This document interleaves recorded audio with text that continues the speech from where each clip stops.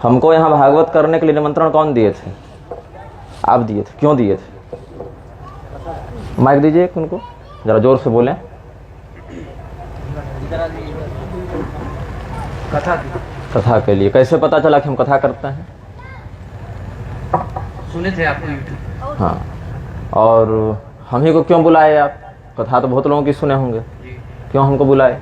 शास्त्रीय परंपरा। शास्त्रीय परंपरा के लिए। तो कल इस मंच के सामने जो रात को हुआ है वो शास्त्रीय है कि अशास्त्रीय है, ये बताइए। तो क्यों आप नहीं रुकवाए? मैं तुरंत आके बताया, तुरंत मैं था नहीं, पिताजी भी रायबरेली रात में। मेरे भागवत मंच पर कोई हड्डी खून चमड़ी का व्यक्ति नहीं बैठा है। कोई भी व्यासपीठ हो, उस पर जो आचार्य उपस्थित होते हैं उनको सुखदेव और व्यास का स्वरूप मानते हैं। और वहां पर क्या कहा जाता है? शुकरूप प्रबोधज्ञ सर्वशास्त्र विशारद एतत् कथा प्रकाशेन मद ज्ञानम विनाशय, कि आप सभी शास्त्रों में निपुण सुखदेव स्वरूप हैं। इस श्रीमद् भागवत रूपी कथा का प्रकाशन करके आप मेरे अज्ञान का विनाश करें। 5 दिन से हम जो बता रहे हैं लोगों को, धिक्कार है हमको कि हम अज्ञान का विनाश नहीं कर पा रहे हैं। पहले दिन महात्म्य में हम समझाए कि परीक्षित जी को उद्धव जी ने कथा नहीं सुनाई, दिग्विजय करने भेजा ये आदेश देकर कि कलयुग विघ्न करेगा, अनुष्ठान में दिक्कत हो जाएगी, इसीलिए कलि निग्रह आचरो, कलयुग का निग्रह करो। और आपको मैं व्यक्तिगत रूप से नहीं कह रहा हूं, मैं सबको सामूहिक रूप से कह रहा हूं। बस पहचानता आपको, इसलिए आपको उपलक्षण में रखा है, क्योंकि ये सबों के लिए है मेरा वचन। और मैं यहां पर अपने जीवन के 7-9 दिन देकर आया हूं, जिसमें 1 सेकंड आपने हमको नहीं दिया। मेरे जीवन की प्रत्येक श्वास ईश्वर ने हमें दी, और ईश्वर ने हमको इसलिए नहीं दी है कि हम लोगों का मनोरंजन करें और प्रदीप के जैसा टोटका बताएं, अनिरुद्ध के जैसा चुटकुला बताएं, इसके लिए नहीं दिया है। और मेरे विरोधियों को मेरे चरित्र में, मेरे आचरण में एक दोष की बस प्रतीक्षा है कि कैसे इसके जीवन में एक गलती हम देखें और फिर सारे लोग हावी हो जाएं। और मेरा फोटो लगाकर श्रीमद् भागवत का नाम लेकर सामने बिल्लो रानी और मैं शराबी तू शराबी पर नाच होगा लड़कियों का, और वो अगर वीडियो को डाल दे कहीं पर, तो क्या मेरी प्रतिष्ठा रहेगी? ये भागवत महापुराण कोई किताब नहीं है, अखबार नहीं है कि स्याही से छाप दिए आप। भगवान हम लोगों पर कृपा करके उद्धव जी के सामने अपने वैष्णवी तेज को इसमें प्रतिष्ठित किए हैं। तेनेयं वाङ्मयी मूर्ति प्रत्यक्षा वर्तते हरे। ये हम नहीं बोल रहे हैं, ये भागवत महापुराण में व्यास ने स्वयं इसका प्रमाण लिखा है, महात्म्य के अंतर्गत लिखा है, अन्य विषयों में लिखा है। जब हम बता रहे हैं कि द्यूत पानम स्त्रियस्तूना इत्रा धर्मश्च चतुर्विध, 4 जगह धर्म का वास होता है, तो अभिभावक क्यों नहीं अपने बाल बच्चे को संस्कार देते हैं? उनको तो होश नहीं, वो तो बच्चे हैं, ऐसे पूरे बच्चे भी नहीं हैं। मोबाइल चलाने का होश है, नाचने का होश है, गीत का होश है, और बस इसका होश नहीं है उनको। इतने बच्चे तो नहीं है, 5-6 साल के अबोध बच्चे। तो माता पिता उनको क्यों उचित शिक्षा नहीं दे रहे हैं कि ये मनोरंजन का मंच नहीं है, भागवत का मंच है? कल मुझे ज्वर था, दवा खाकर हम विश्राम कर रहे थे, मेरी नींद 5 बार टूटी। आप मुझे रात भर जगाइए, हमको कोई दिक्कत नहीं, भगवान का नाम गा के जगाइए ना जी, हम साथ में जगेंगे आपके। शास्त्र में जागरण का विधान है, मनोरंजन के लिए ये मंच नहीं है ना। आप मनोरंजन के लिए पैसा खर्चा किए हैं। हम कल ही रात को अपना वापसी का टिकट देख रहे थे, 1 सीट बची थी, हम बोले हम निकल जाते हैं, पारायण आपका पूरा होगा, यज्ञ मंडप में कर्मकांड पूरा होगा, दक्षिणा भी मत दीजिएगा, मैं सबको दे लूंगा, मैं अपनी दक्षिणा भी छोड़ दूंगा अगर ज्यादा खर्चा होगा तो। क्योंकि कारिता कण लोभे न कथा सार ततोगतः, धन के लोभ से की गई कथा का सार चला जाता है, यही कलयुग का प्रभाव है। और मैं उससे भगवान की कथा को बचाने की सेवा करने का ही संकल्प लेकर यहां बैठता हूं कि अन्य लोग जो कथा को विकृत कर रहे हैं वो कम से कम हम उसमें दोषी न बने। तो इसीलिए आज हम कथा नहीं करेंगे, ये दंड है आपका। कृपा करके मैं यहां रुका हुआ हूं अभी तक, नहीं तो मैं कल ही जा रहा था। लंगड़ा नहीं हूं, पैर से पैदल भी स्टेशन तक जा सकता हूं, भले 4 दिन में पहुंचूं। सामान रख लें, बाद में आएगा चाहे नहीं आएगा। आप इतना खर्च क्यों कर रहे हैं? आपके जो यजमान हैं हमारे, वृद्ध हैं, विनम्र हैं, बस उनका ख्याल करके कि उनका जीवन अपने अंतिम पड़ाव पर है, चौथे पर में पहुंच गए हैं, तो कम से कम उनको बुरा न लगे, इसीलिए बस उनका चेहरा देखकर हम रुक गए कि विनम्र हैं, वृद्ध हैं, उनको बुरा न लगे, उनका कोई दोष नहीं इसमें।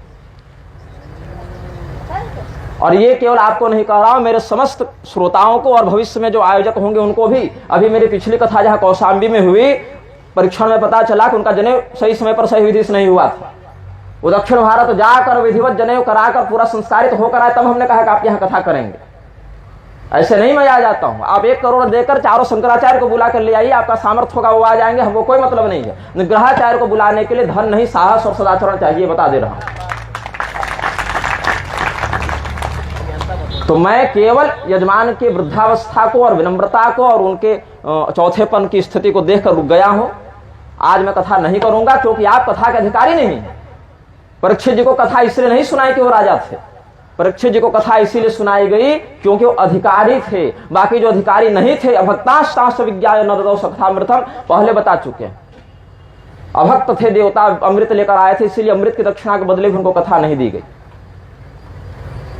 तो कथा क्यों सुनाई जा रही है, उसका उद्देश्य क्या है? अभी अपनी गृह प्रवेशिका लिख रहे होते जी, मेरी रामचरितमानस की कथा आ रही थी, व्यक्तिगत शाम तक सुखा है, वो हमने भी विश्राम दे दिया कि शरीर अधिक थक जाएगा तो फिर कथा में यहाँ हम समय नहीं दे पाएंगे, गले में अधिक बल पड़ेगा। तो हमने अपना सारा काम रोक दिया आपके काम के लिए। हमने अपने जीवन के काम को रोक दिया, अपने सामाजिक आध्यात्मिक उत्तरदायित्व से विश्राम लेकर आपके लिए हम यहाँ पर आए हैं। और यहाँ देख रहे हैं कि बच्चियां नाच कर रही हैं अश्लील गानों पर, वही मेरे मंच के सामने, मेरा फोटो बैनर भगवान की उपस्थिति में। हम आपको प्रबुद्ध कराने के लिए यहाँ पर आए हैं। और उसमें भी कोई सज्जन आए थे रोकने के लिए बीच में, मैं तो चेहरे से नहीं जानता सबको, यहाँ पर कोई रोकने आए भी थे। तो कोई देवी जी कह रही अच्छा करने दो करने दो। क्यों हम बताए थे आपको पहले दिन कि श्रोता के क्या लक्षण हैं, वक्ता के क्या लक्षण हैं? क्यों हम परिश्रम करके इतना बोल रहे हैं? टाइम पास करने के लिए, मनोरंजन करने के लिए? अरे दक्षिणा की बात रही तो जो 7 दिन हम यहां देंगे ना, वही 7 दिन भगवान के सामने कुछ नहीं बोलेंगे, केवल देख लेंगे उनको, तो भगवान 2 जीरो बढ़ा कर दे देंगे। दक्षिणा के लिए नहीं आए हैं, आपके लिए आए हैं, आपका कल्याण करने के लिए आए हैं। दक्षिणा के लिए आना होता तो रोज 2 घंटा राम कथा फ्री में नहीं कहते रहते। अभी महाभारत फ्री में कहेंगे, कोई पैसा नहीं देगा, मनुष्य के लिए नहीं करेंगे, भगवती के लिए करेंगे। भगवती से जो प्राप्त होगा लोक परलोक में वही पर्याप्त है अपने लिए। ब्राह्मणस्य ही देहोयम क्षुद्र कामाय नश्यते। ब्राह्मण का शरीर भौतिक विषय वासना के लिए नहीं है। ब्राह्मण मरने के बाद ही सुखी होता है परलोक में, जीवन में ब्राह्मण सुखी नहीं होता है। तो भागवत को समझिए वो क्या है, किताब नहीं है, टाइम पास मनोरंजन नहीं है। आपने हमको बुलाया इसीलिए आपको हम उत्तरदायी समझकर बोल रहे हैं, व्यक्तिगत रूप से नहीं कह रहा हूं आपको। आप इस भाव को समझिएगा। हृदय में वेदना है, पीड़ा है, इसलिए इतना व्यक्त कर दे रहा हूं, नहीं तो इतना भी नहीं बोलता। आपका भला चाहते इसलिए रुक कर इतना बोल दे रहे हैं, भला नहीं चाहते तो कल रात ही कोई निकल चुके होते। फिर भी रुक गए। आज ये बताने के लिए रुक गए कि ऐसा मत करो, और अगर ऐसा करना है तो मुझे मत बुलाओ, अपने कमरे में नाचो गाओ मर जाओ, हमको कोई मतलब नहीं है। भागवत के सामने निरर्थ करोगे तो वाचिक के साथ शारीरिक दंड भी दूंगा, भी बोल दे रहा हूं। और उसके लिए हमको हाथ भी नहीं उठाना पड़ेगा। संकल्प शक्ति से ब्राह्मण सृष्टि भी कर सकता है, संकल्प शक्ति से विनाश भी कर सकता है।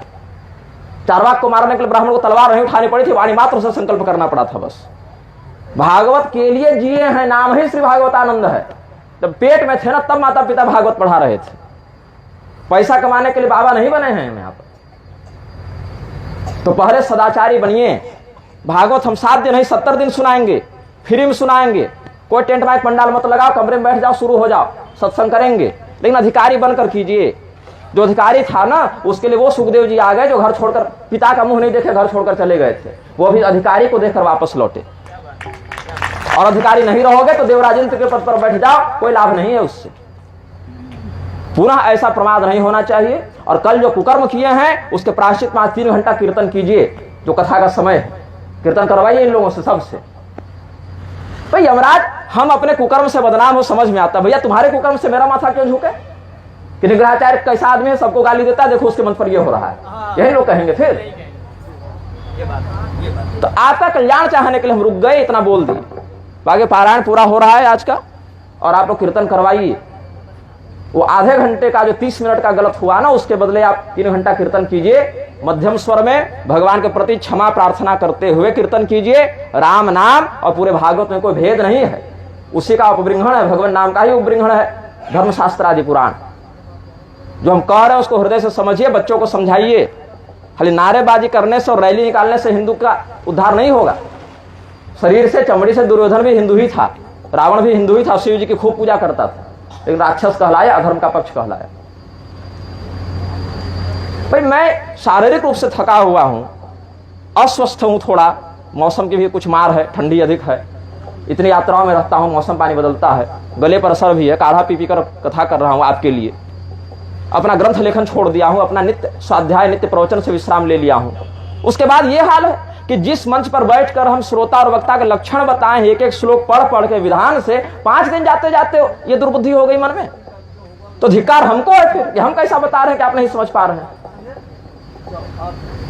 तो इस बात को बहुत गंभीरता से सुनो, समझो और सुधार करो। और अगर हमको सुधार दिखेगा तब कल करेंगे, और नहीं सुधार दिखेगा तो भूल जाओ कि कोई निग्रह इस गांव में आए थे कभी। 5 दिन सुन लिए हमारे मुंह से, वो भी किसी जन्म का पुण्य था जितना मिल गया, नहीं तो ये भी दुर्लभ है।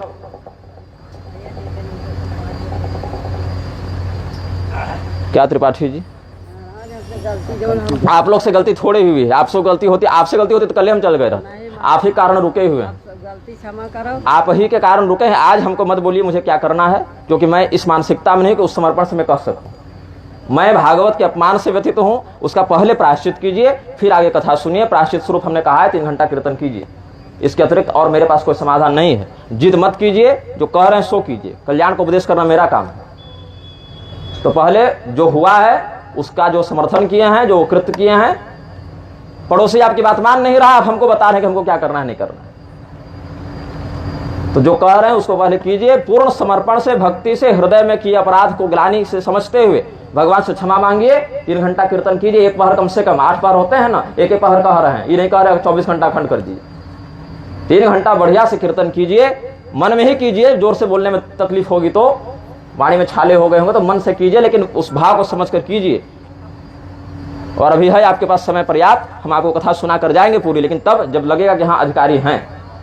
भाई न्यूनतम अर्ता रहिए ना, हम थोड़े कह रहे हैं कि अश्वमेध राजसूय यज्ञ कर लीजिए आप। सामान्य सदाचार कि भगवान के सामने कैसे प्रस्तुत होना है बताइए। आपके घर का मुखिया विधायक आएगा तो बहू बेटी ऐसे ही नाचेगी ऐसे गानों पर, तब बढ़िया से रहते हैं सब, नियंत्रण रहो, मर्यादा में रहो, रहेंगे कि नहीं। अब भगवान की कोई महत्व नहीं है यहाँ पर, भगवान मतलब एक 3rd क्लास आदमी से भी छोटे हो गए। यही कारण है कि हजारों हजार भागवत कहने और सुनने के बाद भी कल्याण नहीं होता, और जिसका कल्याण होना था वो धुंधुकारी अजामिल कर लिए अपना उद्धार। तो इसीलिए जो कह रहे हैं उस पर गंभीरता से चिंतन करो, प्रायश्चित करो, और फिर कल शुद्ध मन से हम भी कथा करें और आप भी कथा सुने। हो सकता है एक दिन और अधिक कथा कर दे, जो क्षतिपूर्ति हो उसके लिए 29 तारीख को भी कर दूं कुछ 2 घंटा बैठकर ऐसे ही कुछ जो विषय हो समझा दूंगा। लेकिन आज नहीं होगी कथा, आज कथा विश्राम है मेरी ओर से। मूल पारायण हो रहा है इसलिए खंडित नहीं होगा, जो उसका व्याख्यान है वो हम विश्राम दे रहे हैं, इसीलिए क्योंकि आप अब उसको सुनने के योग्य अधिकारी नहीं रहे। अब पहले भगवान नाम कीर्तन कीजिए, अपराध का प्रायश्चित कीजिए, अभक्त बनिएगा, कथा नहीं मिलेगी। भक्तिहीन हृदय में कथा नहीं टिकती है, फूटे घड़े में पानी नहीं भरा जाता है। घड़ा भरिए पहले, अपना छिद्र बंद कीजिए, कीर्तन करवाइए। और मेरे कमरे में कोई आया क्षमा मांगने तो धुना आएगा, बोल दे रहे हैं, अभी दिमाग बहुत गर्म है आज।